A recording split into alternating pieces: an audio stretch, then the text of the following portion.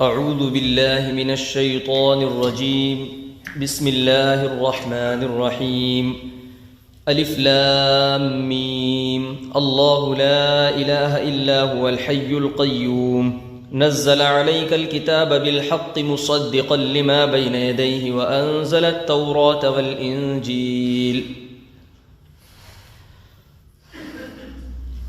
سورہ آل عمران یہ قرآن کریم کی بڑی صورتوں میں سے ایک صورت ہے۔ سب سے بڑی صورت تو سورہ بقرہ ہے جو ابھی ہم نے مکمل کی ہے۔ اب یہ سورہ آل عمران کی یہاں سے شروعات ہو رہی ہے۔ اس پوری صورت کے اندر بھی تقریباً وہی موضوع ہے، انہی چیزوں سے بحث کی گئی ہے جن چیزوں سے سورہ بقرہ کے اندر بحث کی گئی ہے۔ یعنی زیادہ تر آیتیں، زیادہ تر جو موضوع اور ٹاپک اس صورت کا ہے وہ یہ ہے کہ اللہ تعالیٰ نے بنی اسرائیل کو، یہودیوں کو، عیسائیوں کو خطاب کیا ہے اور ساتھ ساتھ امت محمدیہ کو ایک بہت بڑا پیغام دیا ہے۔ تو دونوں امتوں سے اس صورت کے اندر خطاب ہے اللہ تعالیٰ کا۔ سب سے پہلے الف لام میم سے یہ صورت شروع ہو رہی ہے۔ اس کے بارے میں سورہ بقرہ کے بالکل شروع میں بتایا جا چکا تھا، بارہا آپ لوگوں نے سن رکھا ہوگا کہ یہ جو اس طرح کے حروف ہوتے ہیں، الف لام میم ہے، حامیم ہے، عین سین قاف ہے یا قاف ہے، بہت ساری صورتیں اس طرح شروع ہوتی ہیں۔ ان کا مطلب اللہ تعالیٰ نے کسی کو نہیں بتایا ہے کہ ان کا کیا مطلب ہے، کیا معنی ہے، ان کے کیا مراد ہے اللہ تعالیٰ کی ان چیزوں سے، یہ کسی کو بھی نہیں معلوم۔ اللہ تعالیٰ نے اس کو راز رکھا ہے، پوشیدہ رکھا ہے، اور ہم لوگوں کو اس کی فکر میں بھی نہیں پڑنا چاہیے کہ اس کے معنی کیا ہیں، کیا مراد ہے اس سے۔ ظاہر سی بات ہے، ابھی اگلی آیتوں کے اندر ایک آیت آ رہی ہے جس میں اللہ تعالیٰ نے منع کیا ہے کہ ایسی چیزیں جو تمہاری سمجھ سے بالا تر ہوں، بہت ساری آیتیں قرآن میں ایسی ملیں گی، تو ان کے چکر میں نہیں پڑنا چاہیے کہ ان کا مطلب کیا ہے۔ وہ اللہ تعالیٰ زیادہ بہتر جانتے ہیں۔ بس آپ کا کام یہ ہے کہ آپ اس پر ایمان رکھیں کہ ہاں یہ اللہ کی طرف سے ہے، ہمارا کام یہ ہے اس پر ایمان رکھنا۔ اس کے علاوہ اس کا کیا مطلب ہے، کیا معنی مراد ہے، اس کے چکر میں نہیں پڑنا چاہیے۔ بہت ساری آیتیں ایسی ہیں قرآن میں جو بالکل واضح حکم ہے، تو جو ان کا حکم ہے، ان آیتوں کا جو واضح ہے، جن کی وضاحت کی ضرورت نہیں ہے، ان پر عمل کرو، ان کے چکر میں مت پڑو جو سمجھ میں نہیں آ رہی ہیں۔ وہ بھی تفصیل سے میں آگے بتاؤں گا انشاءاللہ۔ تو یہ حروف مقطعات میں سے ہے جس کا مطلب اللہ کے سوا کوئی نہیں جانتا۔ اللہ لا الہ الا ہو، یہ وہی جملہ ہے جو آیت الکرسی کے شروع میں آیا تھا۔ آیت الکرسی بھی اسی جملے سے شروع ہو رہی ہے۔ اس کا مطلب ہے کہ اللہ وہ ہے کہ جس کے سوا کوئی عبادت کے لائق نہیں ہے، جس کے سوا کوئی معبود نہیں۔ یعنی ہم تو یہ مطلب سمجھتے ہیں کہ صرف نماز پڑھنا ہے، سجدہ کرنا ہے تو اللہ کو کرنا ہے، اللہ کے علاوہ کسی کو نہیں کرنا، یہ بھی مطلب ہے اس کا۔ لیکن اللہ کے علاوہ کسی کو کوئی معبود نہیں ہے، کوئی عبادت کے لائق نہیں ہے۔ اس کا مطلب یہ بھی ہے کہ جیسے اللہ کی اطاعت کرنی چاہیے، جیسے عقیدے اللہ کے بارے میں رکھنا چاہیے، جیسا یقین اور بھروسہ اللہ پر رکھنا چاہیے، کسی دوسرے کے بارے میں ایسا عقیدہ رکھنا بھی اس کو معبود بنا دینا ہے۔ فار ایگزامپل آپ سمجھ لیجئے کہ ہمارا عقیدہ ہے کہ اللہ ہی ہمیں رزق دیتا ہے، اللہ ہی ہمیں کھلاتا پلاتا ہے، اولاد سے نوازنے کی صفت اللہ کی، اللہ کے علاوہ کسی میں طاقت نہیں۔ لیکن ہمارے بہت سارے لوگ جاتے ہیں مزاروں پر، کس لیے؟ چادر چڑھائیں گے ہمارے رزق میں فراوانی ہو جائے گی، ہمارے کاروبار میں جو بندش ہے وہ کھل جائے گی چادر چڑھانے سے مزاروں پر جا کر، یا دھاگا وہاں لٹکا دیں گے تو اس سے یہ ہوگا کہ ہمارے ہاں اولاد نہیں ہو رہی تو اولاد ہو جائے گی۔ اس طرح کے عقیدے لوگوں میں رائج ہو چکے ہیں۔ تو یہ کیا ہے؟ یہ معبود ہی تو بنانا ہے، تم نے مزار والوں کو معبود بنا لیا۔ لیکن اللہ کہہ رہا ہے کہ اللہ کے سوا کوئی معبود ہے ہی نہیں۔ صرف نماز کا مسئلہ نہیں ہے بلکہ عقیدے کا مسئلہ ہے۔ اپنا یقین بھی اللہ کی ذات کے علاوہ کسی اور پر نہیں بنانا ہے۔ تو یقین مضبوط کرنے کا نام ہی عبادت ہے۔ اللہ کی ذات پر یقین ہونا چاہیے۔ اسی کو اللہ فرما رہے ہیں اللہ لا الہ الا ہو، اللہ وہ ہے کہ جس کے سوا کوئی معبود نہیں ہے۔ الحی القیوم، وہ ایسا ہے کہ جو ہمیشہ زندہ ہے۔ الحی کا مطلب ہوتا ہے زندہ، نہ کبھی اس پہلے ایسا نہیں کہ اللہ نہیں تھا یا کبھی اللہ پیدا ہوا ہو، ایسا نعوذ باللہ، ایسا بھی نہیں۔ اللہ ہمیشہ سے زندہ ہے اور ہمیشہ زندہ رہنے والا ہے۔ اللہ کو کوئی فنا نہیں۔ جو اللہ پر فدا کر دیتا ہے اپنے آپ کو، اس کو بھی کوئی فنا نہیں۔ ما عند اللہ، یہ ہے قرآن میں فرمایا نا کہ ما عندکم ینفد وما عند اللہ باق، کہ جو تمہارے پاس ہے وہ ایک دن ختم ہو جائے گا، لیکن اگر جو تم نے اللہ کے پاس بھیج دیا اس کو کوئی فنا نہیں، کوئی ختم نہیں ہوگا، وہ ہمیشہ ہمیشہ کے لیے باقی رہے گا۔ تو اس کا مطلب یہ جیسے اللہ ہمیشہ رہنے والا ہے، زندہ رہنے والا ہے، تو جو لوگ اپنے آپ کو اللہ کے حوالے کر دیتے ہیں، اللہ پر اپنی جان فدا کر دیتے ہیں، تو وہ اللہ والے کہلاتے ہیں۔ اللہ تعالیٰ ان کو دنیا کے اندر بھی زندہ رکھتے ہیں اور آخرت میں بھی ہمیشہ ہمیشہ کے لیے اللہ تعالیٰ زندوں میں ان کا نام شمار کرتے ہیں۔ تو یہ ایک بہت بڑا فائدہ حاصل ہوتا ہے اپنے آپ کو اللہ کے حوالے کرنے کا، یعنی اللہ والے جو ہوتے ہیں ان میں سے اپنے آپ کو شمار کرنے کی کوشش کیا کریں کہ ہم بھی اللہ والے بن جائیں، یعنی ہماری جوانی، ہماری عمر، ہماری زندگی ساری کی ساری اللہ پر قربان ہو جائے۔ جب یہ چیز حاصل ہو جائے گی، اس کا مطلب اللہ نے خود فرمایا وما عند اللہ باق، اگر تم نے اللہ اپنی جوانی، اپنی عمر، اپنی زندگی اللہ پر فدا کر دی تو پھر ہمیشہ کے لیے تم باقی رہ گئے، ہمیشہ کے لیے باقی، پھر تمہیں بھی کوئی فنا نہیں، موت آ جائے گی، یہ زندگی کا سلسلہ ختم ہو جائے گا، لیکن آپ حقیقی اعتبار سے آپ فنا نہیں ہوں گے، آپ ختم نہیں ہوں گے، بلکہ حقیقت یہ ہے کہ جب آپ اپنے آپ کو اللہ کے حوالے کر دیں گے، اللہ پر اپنے آپ کو قربان کر دیں گے، تو آپ کی موت کے بعد سے پھر ایک نئی زندگی کی شروعات ہوگی آپ کی، پھر اللہ تعالیٰ آپ کو بقا عطا فرمائیں گے۔ جیسے اللہ تعالیٰ خود باقی ہیں، خود ہمیشہ زندہ رہنے والے ہیں، اسی طرح اللہ پر مرنے مٹنے والا، اللہ پر قربان ہونے والا بھی ہمیشہ زندہ رہنے والا ہے۔ القیوم، قیوم کا مطلب ہے پوری کائنات کو سنبھالے ہوئے ہیں، پوری کائنات کا نظام سنبھال رکھا ہے نا اللہ تعالیٰ نے، سورج کا نکلنا، چاند کا نکلنا، ستاروں کا چمکنا، بارشوں کا برسنا، ہواؤں کا چلنا، طوفانوں کا آنا، بجلیوں کا گرجنا، یہ تمام کی تمام چیزیں، یہ آپ دیکھیں کہ کون ان کا نظام چلا رہا ہے؟ اللہ ہی تو ہے۔ اللہ کے علاوہ کسی کا دعویٰ ہے کہ میرے ہاتھ میں ہے یہ نظام؟ کوئی یہ دعویٰ کر سکتا ہے کہ بجلی کی کڑک میرے ہاتھ میں ہے؟ کوئی یہ دعویٰ کر سکتا ہے کہ میں جب چاہوں بارش برسوا سکتا ہوں؟ کبھی نہیں، کسی نے دعویٰ ہی نہیں کیا۔ جب کوئی دعویٰ ہی نہیں کر رہا ہے تو اس کا مطلب کیا ہے؟ اللہ نے دعویٰ کیا ہے تو اللہ ہی ہے، اس کو برسانے، اس کو پورا نظام چلانے والا اللہ ہے۔ تو القیوم پوری کائنات کو سنبھالنے والا اللہ ہے۔ نزل علیک الکتاب، اسی نے، جس کی صفات ابھی بیان کی گئی ہے، وہ اس کے سوا کوئی معبود نہیں، وہ ہمیشہ زندہ ہے۔ اور القیوم جو پوری کائنات کو سنبھالے ہوئے ہے، اتنا بڑا رب، اتنی طاقت والا رب کیا کہہ رہا ہے؟ نزل علیک الکتاب بالحق، کہ اس نے یہ کتاب تمہارے اوپر نازل کی ہے حق کے ساتھ، بالکل صحیح، جو کتاب حق پر مشتمل ہے، ایسی کتاب اللہ تعالیٰ نے تمہیں دے دی۔ کتنی بڑی نعمت، اتنا زبردست بادشاہ کہہ رہا ہے کہ میں نے اپنی کتاب تمہیں دے دی ہے۔ کیوں؟ آگے فرما رہے ہیں مصدقا لما بین یدی وانزل التوراۃ والانجیل، یا اپنی سے پہلی کتابوں کی تصدیق کرتی ہے۔ اس دنیا میں بے شمار انبیاء، تقریباً 1,24,000 کے قریب نبی آئے ہیں، پیغمبر آئے ہیں، اور ان پیغمبروں میں بہت سے ایسے ہیں جن کے اوپر اللہ تعالیٰ نے کتابیں نازل کی ہیں۔ مشہور کتابیں کتنی ہیں؟ قرآن کو ملا کر کے 4 کتابیں مشہور ہیں، تورات، زبور، انجیل، اور چوتھا قرآن کریم۔ تو جو پچھلی 3 کتابیں بڑی بڑی مشہور ہیں، ان کتابوں کی بھی تصدیق کرتی ہے یہ قرآن۔ کیا مطلب ہے اس کا؟ یعنی جو ہدایت و احکام ان 3 کتابوں کے اندر یا ان صحائف کے اندر جو پہلے انبیاء پر نازل ہوئے، جو ہدایت و احکام ان میں بیان کیے گئے تھے، بالکل وہی اس قرآن کریم کے اندر بھی بیان کیے جا رہے ہیں۔ ایسا نہیں کہ کوئی رد و بدل ہو، شریعت کے احکام جو ہیں بالکل ایک ہیں، لیکن فرق کیا ہے؟ اب آپ سمجھ لیجئے کہ جو تورات ہے، جو انجیل ہے، جو زبور ہے، وہ کتابیں انہوں نے اپنے اپنے مذہب کے جو ماننے والے لوگ ہیں، انہوں نے ان کتابوں کے اندر بہت زیادہ تبدیلیاں کر ڈالی، ان کو بدل ڈالا پورے طریقے سے۔ آج بائبل وہ موجود ہی نہیں ہے جو نازل ہوئی تھی، تلمود کا وہ حصہ ہے ہی نہیں جو اللہ تعالیٰ نے نازل کیا تھا، زبور دنیا سے مٹ گئی۔ لیکن اللہ تعالیٰ فرماتے ہیں کہ جو کتابیں پہلے نازل ہوئی ان کتابوں پر ایمان لانا یہ ضروری ہے، ان کتابوں پر ہمارا ایمان ہونا چاہیے۔ یہ قرآن بھی انہی کی تصدیق کرتی ہے کہ وہ کتابیں بالکل برحق تھیں، لیکن اب ان کے اندر چینجنگ کر دی گئی ہے۔ وَأَنزَلَ التَّوْرَاةَ وَالْإِنجِيلَ، اور وہی ہے کہ جس نے تورات کو اور انجیل کو نازل کیا۔ من قبل ہدی للناس، ان کتابوں کو نازل کرنے کا مقصد من قبل ہدی للناس، ان سے پہلے جو تمام لوگوں کے لیے جو ان امتوں پر کتابیں نازل ہوئی، اللہ فرماتے ہیں من قبل ہدی للناس، وہ اس لیے کہ پہلے لوگوں کے اور بعد کے لوگوں کے ہدایت کے لیے۔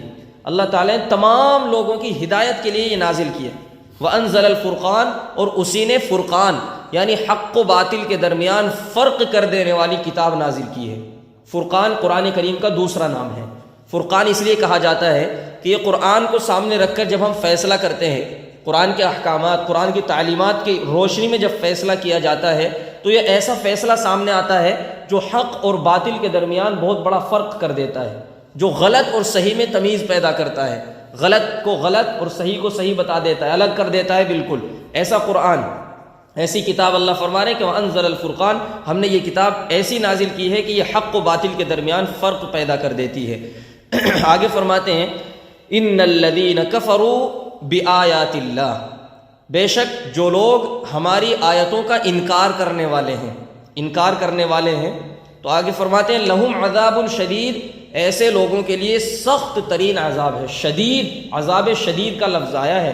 عذاب شدید کا مطلب ہے بہت زیادہ سخت عذاب، ایسا عذاب جو آپ اور میں برداشت نہیں کر سکتے، اتنا سخت ترین عذاب.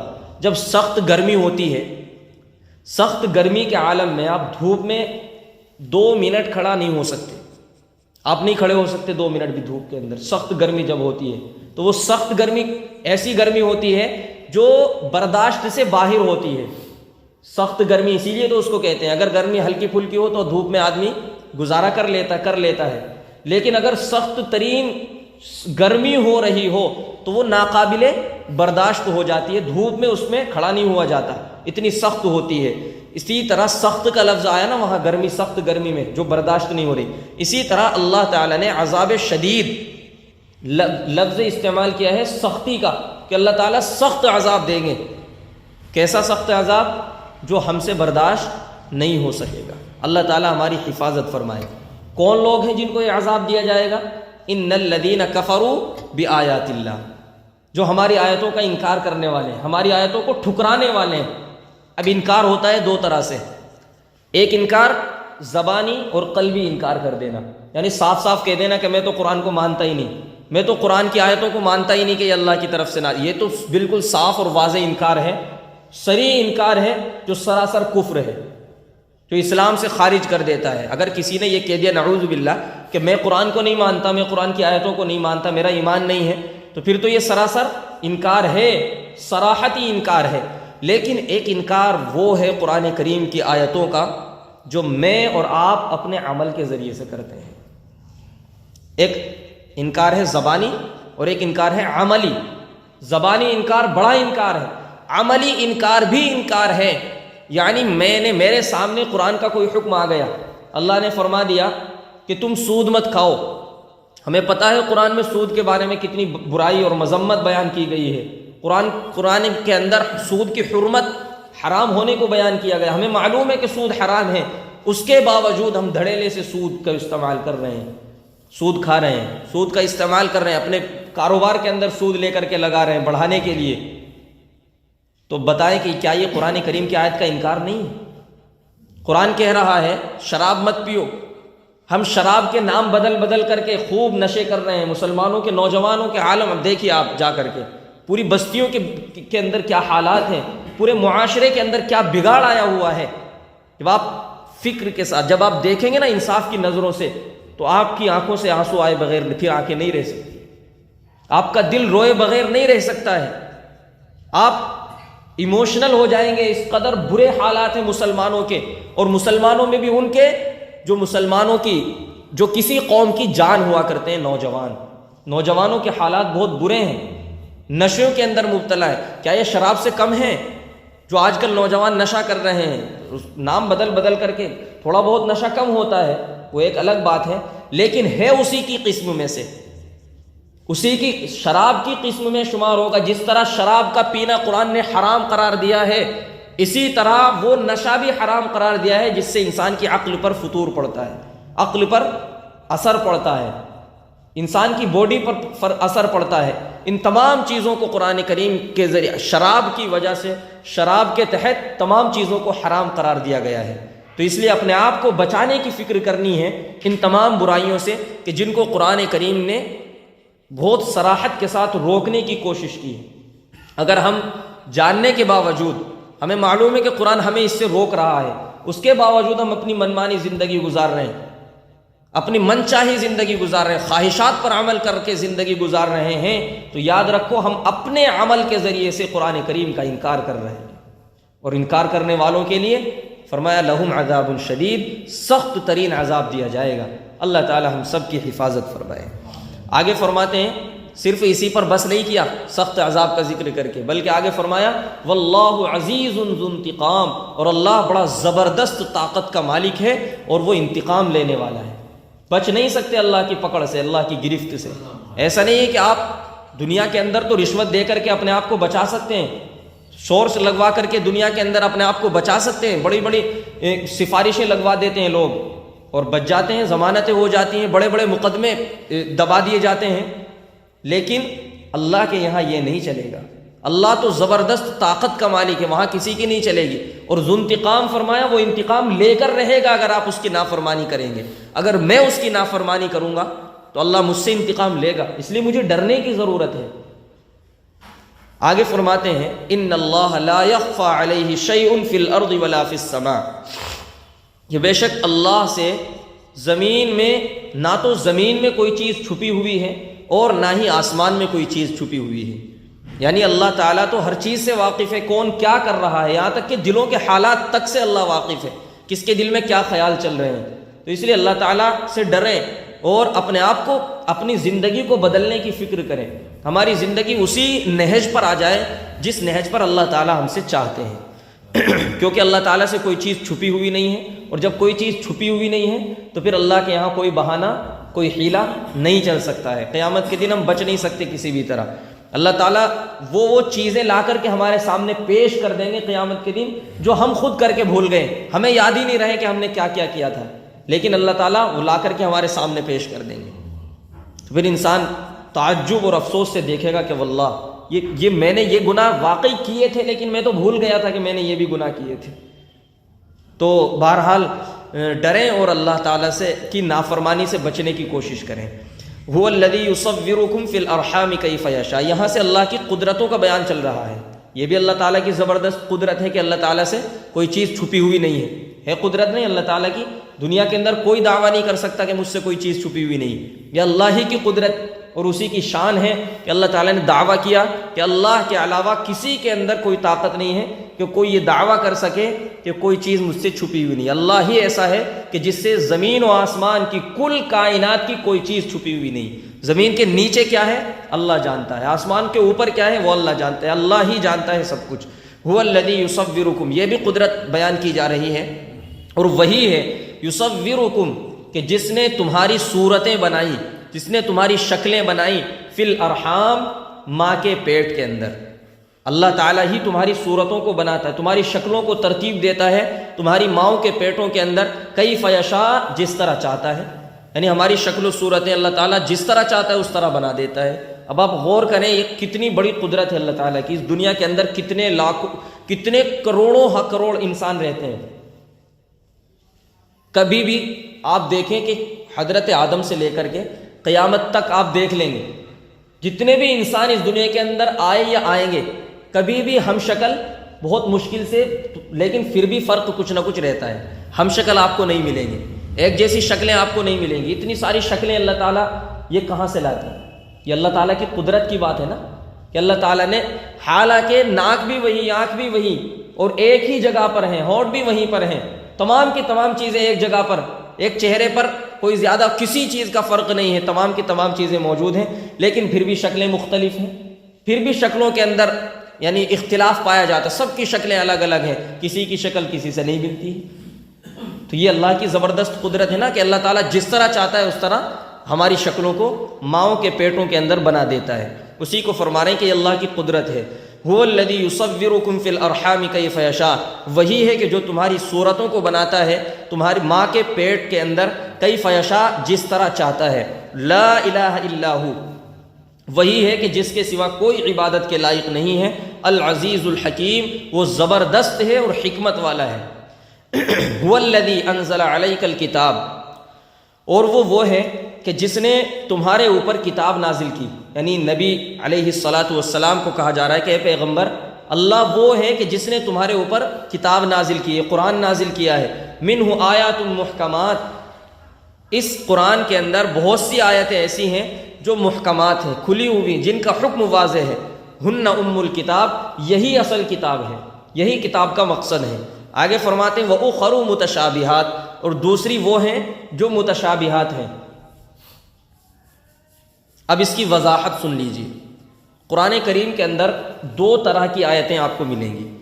ایک وہ آیتیں ہیں جن میں حکم واضح طور پر دے دیا گیا کہ یہ حرام ہے، یہ حلال ہے، یا دنیاوی اعتبار سے آپ کو کسی بھی طرح کی رہنمائی دے دی گئی ہے، یہ غلط ہے، یہ صحیح ہے، یا اللہ تعالیٰ نے دنیا کے نظام کے تعلق سے جو بھی بیان کیا ہے وہ آیتیں آتی ہیں محکمات میں، یعنی جن کو سننے کے بعد آپ کو وضاحت کی ضرورت نہ پڑے کہ اس کا کیا مطلب ہے، یہ کہنے کی ضرورت نہ پڑے آپ کو، تو ایسی آیتیں کہلاتی ہیں محکمات، آیات محکمات۔ مطلب یہ ہے کہ ان آیتوں کی وضاحت کی ضرورت نہیں ہے، اور وہی آیتیں آپ کی زندگی کے اندر رہنمائی کے لیے کافی ہیں۔ یعنی جو قرآن کریم کا ایک بہت بڑا مقصد ہے نا، ہدایت، ہم لوگوں کو ہدایت پر لانا، راستے پر، سیدھے راستے پر لانا اور اللہ تعالیٰ تک پہنچا دینا، وہ ان آیتوں کے ذریعے سے مقصد حاصل ہو جائے گا۔ دوسری آیتیں وَأُخَرُ مُتَشَابِہَاتٌ، وہ متشابہات ہیں۔ وہ متشابہات آیتیں کون سی ہیں؟ متشابہات آیتیں وہ ہیں کہ جن کا مطلب واضح نہ ہوتا ہو، جیسے بہت سی جگہ قرآن کریم کے اندر اللہ تعالیٰ نے فرمایا ید اللہ فوق ایدیہم، اللہ کا ہاتھ، پھر اللہ تعالیٰ نے ایک جگہ فرمایا استوى علی العرش، کہ اللہ تعالیٰ الرحمن علی العرش استوى، کہ رحمان عرش پر مستوی ہو گیا۔ یہ تمام آیتیں وہ ہیں جو ہمیں شک کے اندر ڈالتی ہیں، متشابہات کے اندر ڈالتی ہیں، یعنی ہمیں پتہ ہی نہیں چلتا کہ اس کا کیا مطلب ہے، اللہ کا ہاتھ سے کیا مراد ہے، اللہ کا ہاتھ ایسا تو ہے نہیں جیسا ہمارا ہاتھ ہے، اللہ کا تو کوئی جسم نہیں، اللہ تو جسم سے پاک ہے نا، تو ان آیتوں کا کیا مطلب ہے جو اللہ نے بیان کیے ہیں؟ تو اللہ ان کے بارے میں کہہ رہے ہیں کہ ان آیتوں کو متشابہات کہتے ہیں، یعنی ان آیتوں کی فکر میں نہیں پڑنا چاہیے کہ یہ ان کی وضاحت کیا ہے۔ فرماتے ہیں آگے فَأَمَّا الَّذِينَ فِي قُلُوبِهِمْ زَيْغٌ، جن لوگوں کے دلوں کے اندر کجی ہوتی ہے، کمی ہوتی ہے، فَيَتَّبِعُونَ مَا تَشَابَهَ مِنْهُ ابْتِغَاءَ الْفِتْنَةِ، تو وہ متشابہات والی آیتوں کو مانتے ہیں، متشابہات والی آیتوں کے پیچھے پڑ جاتے ہیں۔ فَيَتَّبِعُونَ، اتباع کرنا یعنی کسی کے پیچھے چلنا، کسی کے پیچھے پڑ جانا۔ تو اللہ فرما رہے ہیں جن لوگوں کے دلوں کے اندر کجی ہوتی ہے، جن لوگوں کے دل بیمار ہوتے ہیں، زنگ لگا ہوا ہوتا ہے، زنگ آلود ہوتے ہیں جن کے دل، ان کے بارے میں فرمایا جا رہا ہے فَيَتَّبِعُونَ مَا تَشَابَهَ مِنْهُ ابْتِغَاءَ الْفِتْنَةِ، کہ وہ فتنے کو تلاش کرنے کے لیے متشابہات والی آیتوں کے پیچھے پڑ جاتے ہیں، وَابْتِغَاءَ تَأْوِيلِهِ، اور ان کا مطلب تلاش کرنے کی کوشش کرتے ہیں۔ یعنی صاف صاف یہ بات اللہ تعالیٰ نے بیان کر دی ہے کہ جو آیتیں محکمات ہیں، جو احکام سے متعلق ہے، جن میں حرام اور حلال ہونا ظاہر کیا گیا، بتایا گیا ہے مجھے اور آپ کو، ہمیں ان کے اوپر عمل کرنا چاہیے، نہ کہ ان کے چکر میں پڑنا چاہیے کہ وہ مشتبہ والی آیتیں، جس طرح یہ الف لام میم ہے، حروف مقطعات ہیں، اب اگر کوئی شخص انہی کے پیچھے پڑ جائے کہ نہیں مجھے تو اس کا مطلب جاننا ہے کہ اس کا مطلب ہے کیا، تو اللہ نے فرمایا کہ یہ غلط کر رہا ہے، پھر اس کے دل کے اندر کجی ہے، پھر اس کے دل کے اندر زنگ لگا ہوا ہے، پھر یہ سیدھے راستے پر نہیں۔ اللہ نے فرما دیا آگے تمہارا کام کیا ہے، وما یعلم تأویلہ الا اللہ، وما یعلم، اور نہیں جانتا ہے کوئی بھی اس کا مطلب، ان آیتوں کا مطلب، الا اللہ، سوائے اللہ کے، یعنی ان آیتوں کا مطلب تو اللہ کے سوا کوئی نہیں جانتا ہے۔ ید اللہ، اللہ نے اللہ کا ہاتھ بیان کیا قرآن کریم کے اندر کہ اللہ کا ہاتھ ان کے ہاتھ کے اوپر ہے۔ اب کیسا ہے اللہ کا ہاتھ؟ کوئی نہیں جانتا، اللہ جانتا ہے۔ اللہ عرش پر آیا، کیسے اللہ تعالیٰ عرش پر آیا؟ کوئی نہیں جانتا، اللہ جانتا ہے۔ اسی طرح بے شمار آیتیں آپ کو قرآن میں مل جائے۔ قل الروح، یہودیوں کی طرف سے سوال کیا گیا تھا نا حضور سے کہ آپ ہمیں بتائیے کہ روح کیا چیز ہے، یسألونک عن الروح قل الروح من امر ربی، اللہ نے اس کا بھی جواب یہی دیا تھا کہ ان سے کہہ دو جو یہ آپ سے معلوم کر رہے روح کے بارے میں کہ روح میرے رب کا معاملہ ہے۔ تو روح کے بارے میں بھی اللہ تعالیٰ نے پوری طریقے سے وضاحت نہیں کی ہے، تو لہٰذا ہمیں بھی چاہیے کہ ان تمام چیزوں کے بارے میں اپنی زبان کو خاموش رکھیں۔ ہمارا کام کیا ہے وہ اگلی آیت میں آ رہا، اسی آیت کے آخر میں آ رہا ہے۔ وما يعلم تأويله الا اللہ، اور اللہ کے سوا ان آیتوں کا مطلب کوئی نہیں جانتا ہے۔ والراسخون فی العلم، اور جو علم میں پختہ ہوتے ہیں، یعنی حقیقی عالم اور حقیقی بندے اللہ کے کون ہوتے ہیں؟ یقولون آمنا بہ، جو کہتے ہیں کہ ہم تو ایمان لائے ہیں، یعنی ان آیتوں پر ایمان رکھنے والے۔ بس ہمارا کام یہ ہے، یہ وہی کام ہے جو میں ابھی بتا رہا تھا، ہمارا کام یہ ہے کہ ایسی آیتوں پر ایمان رکھنا ہے کہ اللہ کی طرف سے نازل کی ہوئی ہیں، ان کا مطلب کیا ہے، ان سے مراد کیا ہے، وہ ہمیں نہیں معلوم۔ ہمیں تو ان آیتوں کو فالو کرنا ہے جو آیتیں، جن آیتوں کے اندر اللہ کے احکامات بیان کیے گئے ہیں، جن میں اللہ تعالیٰ نے حرام اور حلال ہونے کو واضح کیا ہے۔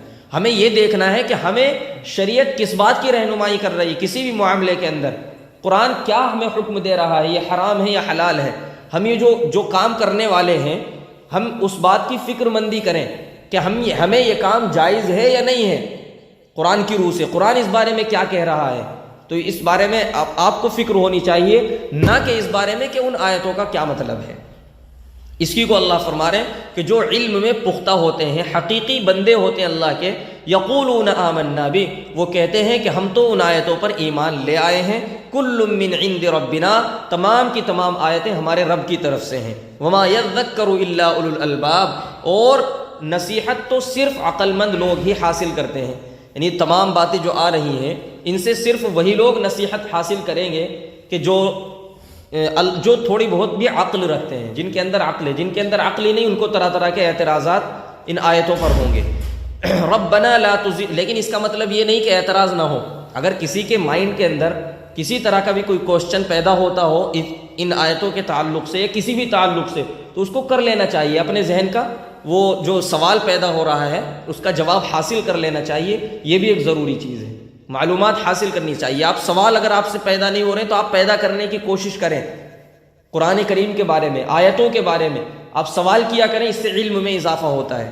کسی کے ذہن میں بھی کوئی سوال پیدا ہو تو کر لینا چاہیے، لیکن نصیحت ضرور حاصل کرنی چاہیے اور ایمان ان آیتوں پر بھی رکھنا چاہیے۔